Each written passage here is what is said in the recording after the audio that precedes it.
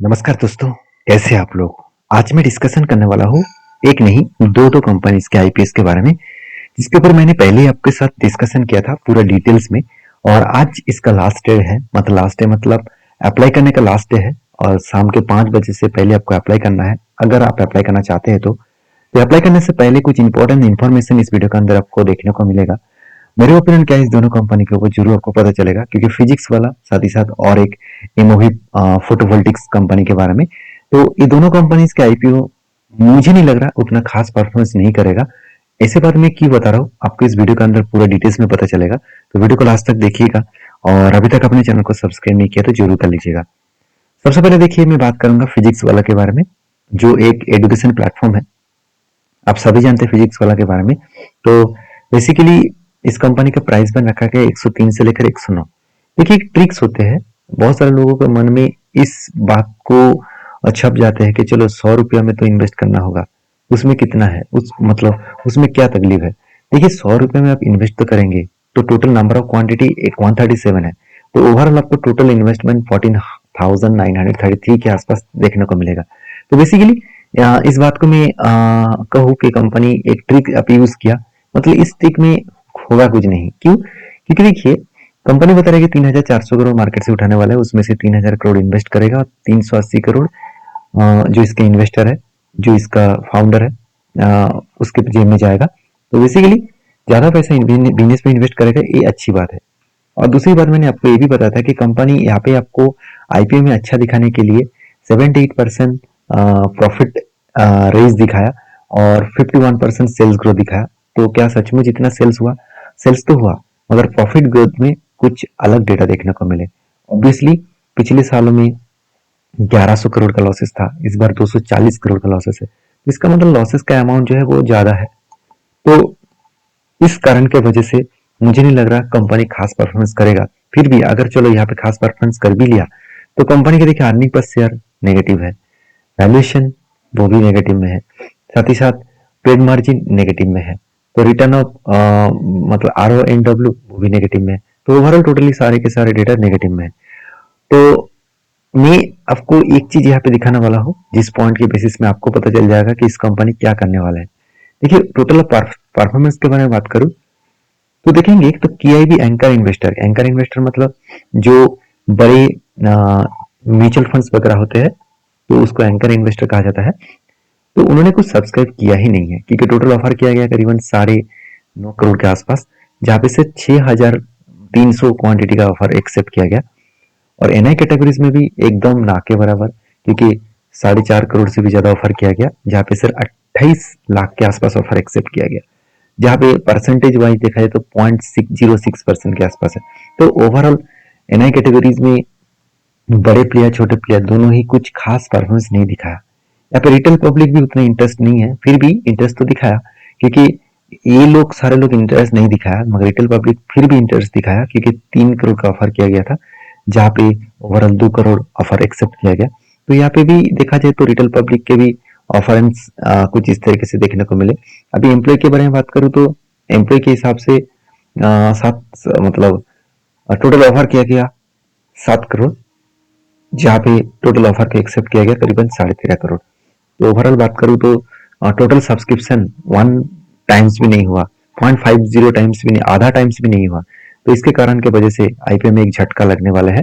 तो मुझे लग रहा है झटका लगने वाला है, क्योंकि अगर आपको ग्रे मार्केट प्रीमियम दिखा दूं, तो पहले जब ओपनिंग हुआ था ग्रे मार्केट प्रीमियम, तब 4.5% के आसपास था, और धीरे धीरे करके घटते घटते आज लास्ट टाइम इसका ग्रे मार्केट प्रीमियम बने करीबन 1% के आसपास। तो मुझे नहीं लग रहा उतना खास आईपीओ में ग्रोथ देखने को मिलेगा, क्योंकि इसी जगह पे बहुत सारे लोग मुझे ये भी कमेंट्स करेंगे, सर अगर आप देखेंगे तो ग्रो का भी आईपीओ में तो इसी तरीके से नेगेटिविटी था, तो फिर भी ग्रो ने अच्छा खासा लिस्टिंग इन दिखा, तो 5-5.5% का लिस्टिंग इन दिखा। तो क्या ये भी इस तरीके से दिखा सकते हैं? दिखा सकते हैं, ऐसे नहीं कि नहीं दिखा सकते, कि क्योंकि बहुत सारी चीज ऐसे होता है कि हम लोगों को सब्सक्रिप्शन ना देखने के बाद भी ओपनिंग दिन में लोग ज्यादा इंटरेस्ट हो जाते हैं, तो इस कारण की वजह से ओपनिंग अच्छा खासा हो जाता है। तो मुझे नहीं लग रहा उतना खास परफॉर्मेंस यहाँ पे दिखेगा। तो बाकी आपकी क्या राय है जरूर कमेंट्स करना। नेक्स्ट जो कंपनी है, उस कंपनी के नाम के बारे में बात करूँ, आप देखेंगे तो कंपनी का नाम आप देख सकते हैं, इमोवी फोटोवोल्टिक्स लिमिटेड। तो इनोवी फोटोवोल्टिक्स लिमिटेड, जिसके ऊपर मैंने चर्चा किया था, इसका भी प्राइस बैंड 200 से लेकर 217 तक रखा गया और टोटल कुल मिलाकर लागत 2,900 करोड़ के आसपास ऑफर किया गया था पब्लिक को, जहां पे टोटल इस पैसे पे यूज करेगा 2,140 करोड़ वो बिजनेस में इन्वेस्ट करेगा और बाकी 756 करोड़ वो बिजनेस के जो मतलब प्रोमोटर है, मतलब जो लोग इस कंपनी के ऊपर पहले से इन्वेस्ट करके रखे हैं, तो उसके जेब में जाएगा। तो ओवरऑल इस कंपनी की भी परफॉर्मेंस अगर देखो तो कंपनी के जो सेल्स एंड प्रॉफिट ग्रोथ है बहुत तगड़ा देखने को मिले। तो देखिए सेल्स ग्रोथ 147% से ग्रोथ हुआ एंड प्रॉफिट ग्रोथ करीबन 1100% से ऊपर ग्रोथ हुआ। तो ये ग्रोथ क्या सचमुच में हुआ? देखिए 8 से लेकर 28 बने, उसके बाद 369 बने। तो ओवरऑल देखा जाए तो ठीक ठाक बने हुए हैं, मगर मुझे नहीं लग रहा उतना खास बने, क्योंकि इस फील्ड में बाकी जो कंपनीज है, मैंने आपको ये भी पेयर करके दिखाया, इस फील्ड में बाकी जो कंपनी है उसका अगर डेटाबेस देखे तो सारे कंपनी का परफॉर्मेंस बहुत तगड़ा है, बहुत तगड़ा।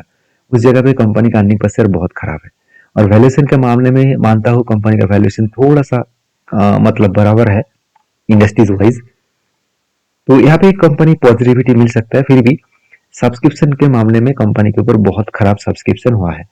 जैसे एंकर इन्वेस्टर जो म्यूचुअल फंड कैटेगरी से, वो उसको 4 करोड़ ऑफर किया गया था, वो सिर्फ 23 लाख ऑफर को एक्सेप्ट किया गया, मतलब बहुत खराब ऑफर एक्सेप्ट किया। और इनआई कैटेगरीज में 0.12% के आसपास ऑफर किया गया, सॉरी 2 करोड़ का ऑफर किया गया, जहाँ पे सिर्फ 23 लाख के आसपास ऑफर को एक्सेप्ट किया गया। अभी देखिए एनआई कैटेगरीज में करीबन 1.5 करोड़ का ऑफर किया गया, जहाँ पे करीबन करीबन 11 लाख के आसपास ऑफर को एक्सेप्ट किया गया। और इस तरीके से 10 लाख के नीचे जो है उसको 66 लाख ऑफर किया गया था, जहाँ पे सिर्फ 12 लाख को ऑफर को एक्सेप्ट किया गया। रिटेल पब्लिक भी देखिए भरोसा तो दिखाया, बाकी लोगों से तो भरोसा ज्यादा दिखाया, क्योंकि करीबन 1.33 करोड़ के आसपास ऑफर को दिया गया था, सिर्फ 86 लाख के आसपास ऑफर एक्सेप्ट किया। तो ओवरऑल 0.65 टाइम्स, तो आधा टाइम्स तो ऑफर एक्सेप्ट किया, अच्छी बात है, मगर ओवरऑल कुछ खास यहाँ पे ऑफर एक्सेप्ट नहीं किया गया। तो इस हिसाब से मुझे नहीं लग रहा उतना खास परफॉर्मेंस करेगा, क्योंकि एक चीज नोटिस करेंगे कंपनी इसके ऊपर अगर ग्रे मार्केट में हम देखोगे, इसका भी 9% के आसपास ग्रे मार्केट पहले था, वो घटते घटते आज 1 to 2% के आसपास हो गया। तो मतलब यहाँ पे ग्रे मार्केट में हम बहुत बुरी तरीके से यहाँ पे पिटाई देखने को मिले। अभी एक चीज को आपको नोटिस करना होगा कि इस कंपनी के ऊपर जो डेटा है उस डेटा उतना खराब भी नहीं है फिजिक्स वाला के कंपैरिजन में। तो मुझे लगता है अगर इस कंपनी के ऊपर परफॉर्मेंस पॉजिटिव दिखे, शायद कुछ खास देखने को मिल सकता है। तो बाकी देखा जाएगा तो क्या होने वाला है। तो आपके ओपिनियन क्या है जरूर कमेंट्स करना। अगर मेरे ओपिनियन आपके साथ शेयर करूं तो मैं इतना रिक्सी जगह पे काम नहीं करने वाला हूँ, क्योंकि मुझे थोड़ा सा मतलब पॉजिटिविटी और भी चाहिए था, और भी ज्यादा सब्सक्रिप्शन होना चाहिए था, और ग्रे मार्केट में प्रीमियम में भी अच्छा खासा डेटा देखने को मिलना चाहिए था, तो वो इन्फ्लो नहीं मिला। तो उस बेसिस में मैं इस दोनों कंपनी को अवॉइड करूंगा। बाकी आप क्या करने वाले जरूर कमेंट्स करके बताना, वीडियो अच्छा लगे तो लाइक करना, और हाँ मेरे बात को सीरियसली आप डिटेल्स को ना समझ कर ही काम मत कर लेना। तो आप प्लीज एक बार रिसर्च करना, उसके बाद काम करना। मिलते नेक्स्ट वीडियो में, तब तक के लिए धन्यवाद।